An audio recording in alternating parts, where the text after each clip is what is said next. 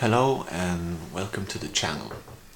Today I thought I'll talk about something that I often see overlooked, and that is the increased risk of cardiovascular disease in patients who have lupus or SLE. What is cardiovascular disease?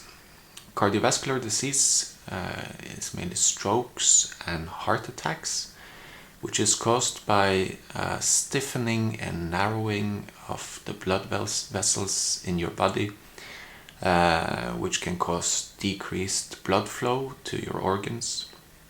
And also there are little clumps, which are called plaques, that build up inside your blood vessels, and if they break off, they can either cause a clot, or it can travel down to smaller arteries and get lodged there, and there it can stop the blood flow to that part of the body. So if the blood flow is stopped to a part of the brain or a part of the heart, that's a stroke or a heart attack.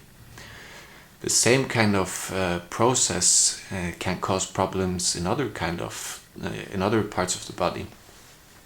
So if you have a narrowing and thickening of the arteries to your limbs, then the blood flow to your limbs will be worse, and you can have cold and blue extremities, hands and feet. And in the worst cases, the blood flow can stop altogether, and there will be pain, and after a while these parts of the body will start to die. If you have a decreased blood flow to the penis, that can cause problems with erection, because the penis is dependent upon blood to cause the erection.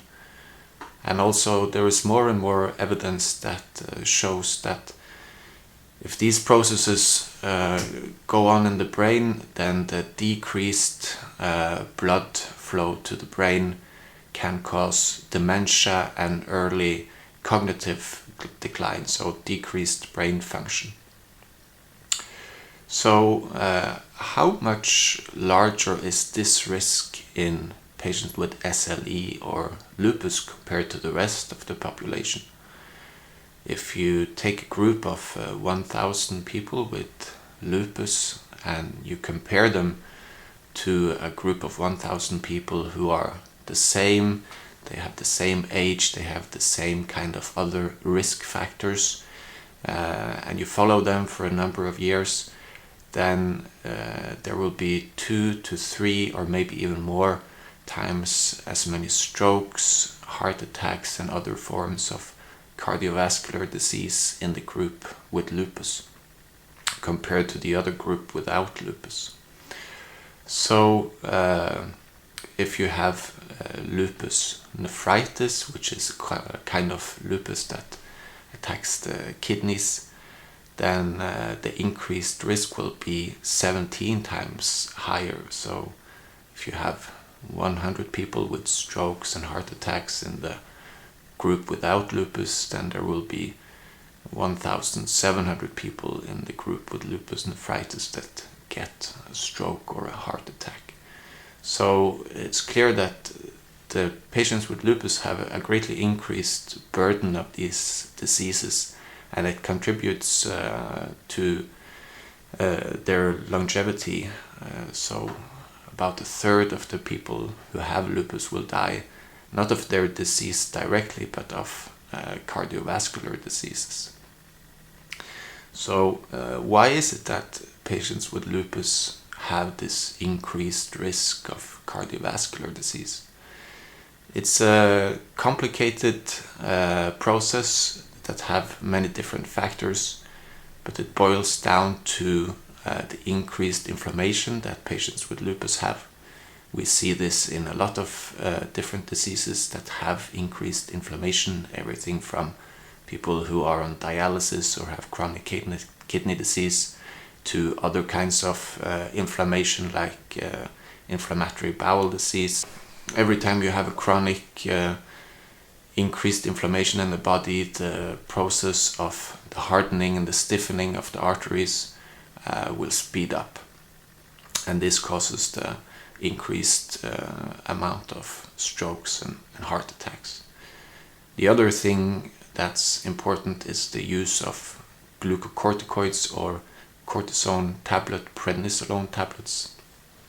It has been shown that the higher the amount of prednisone that the patient has used, the higher the risk they have of cardiovascular disease, and the lower you manage to get the prednisone dose and use other drugs instead, the lower the risk of cardiovascular disease seems to be. So what can we do about this increased risk for patients with lupus?